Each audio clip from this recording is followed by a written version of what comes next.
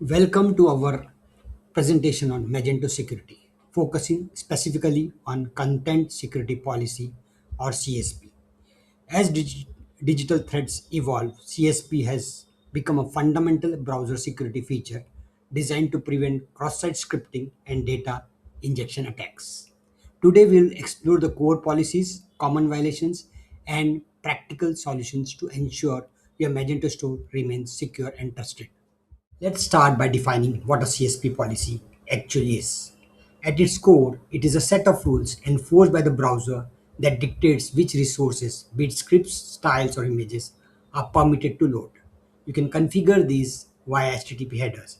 Crucially, there are two modes: enforce mode, which actively blocks unauthorized content, and report only mode, which simply logs violations for auditing.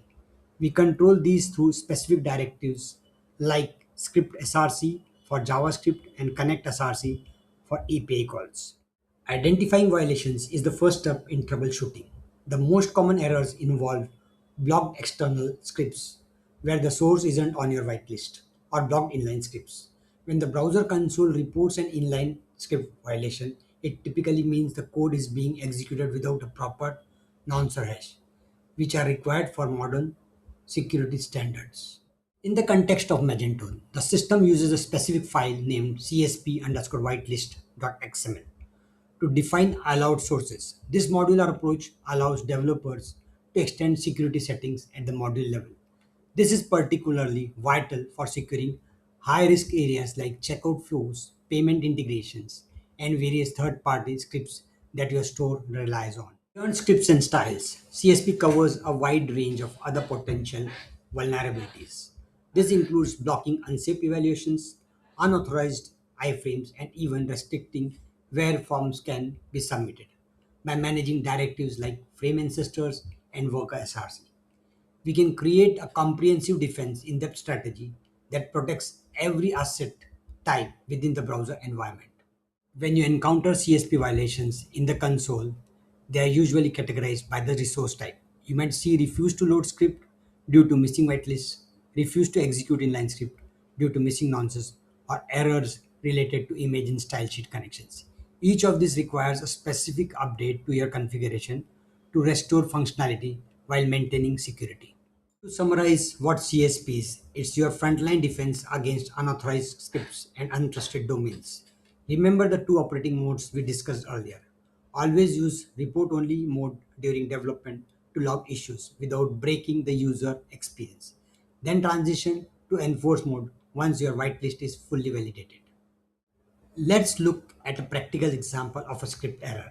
If your console shows a refusal to load a jQuery CDN because of a self-directive violation, the fix is straightforward.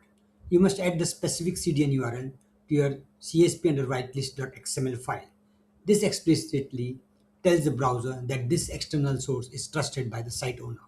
A critical area where CSP issues often arise is the checkout process. If your payment gateway API is blocked by a Connect SRC violation, customers won't be able to complete their purchases. To fix this, you must identify the exact payment domain and add it to your CSP policy to ensure seamless and secure transactions. Layout issues such as missing fonts or broken buttons are often traced back to style SRC and font SRC violations. For example, if you're using Google Fonts, you need to whitelist both the CSS domain and the font file domain. After updating your configuration, always remember to clean the Magento cache and redeploy static content to see the changes. Handling inline scripts requires a choice between three paths. While unsafe inline is the easiest, it is the least secure and not recommended for production.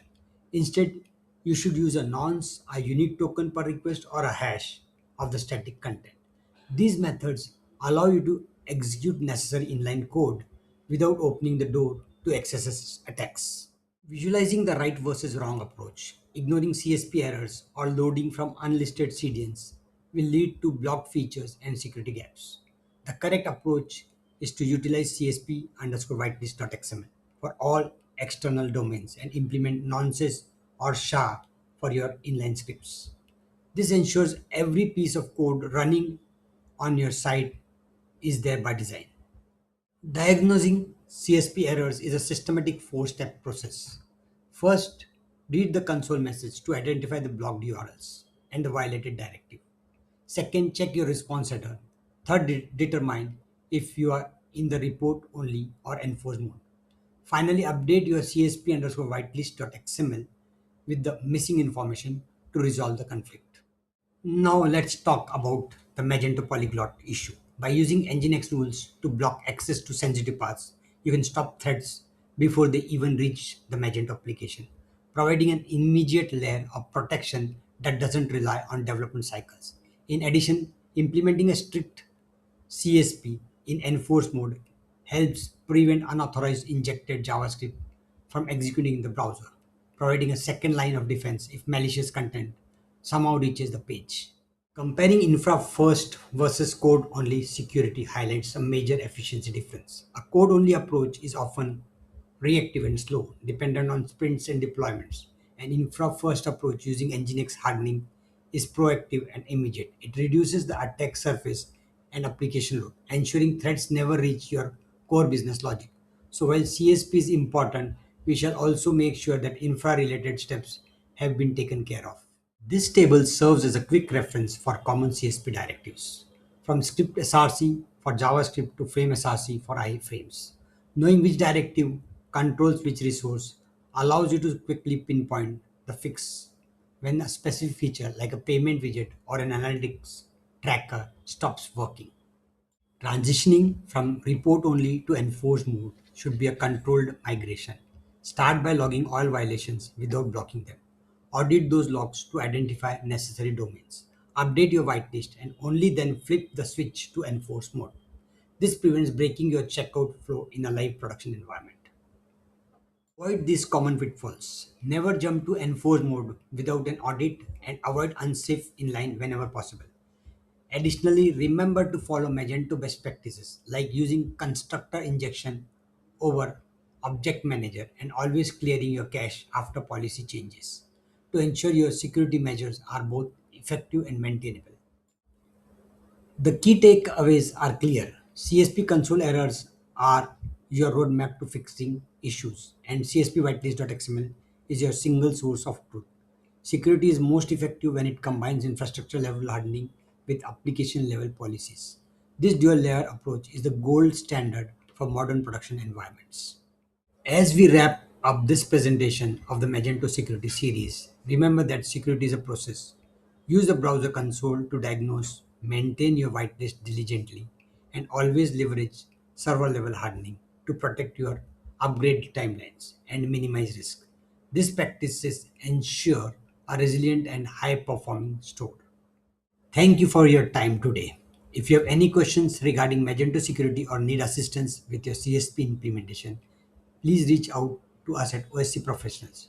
You can find our contact details and LinkedIn information here. Let's work together to build a more secure digital store.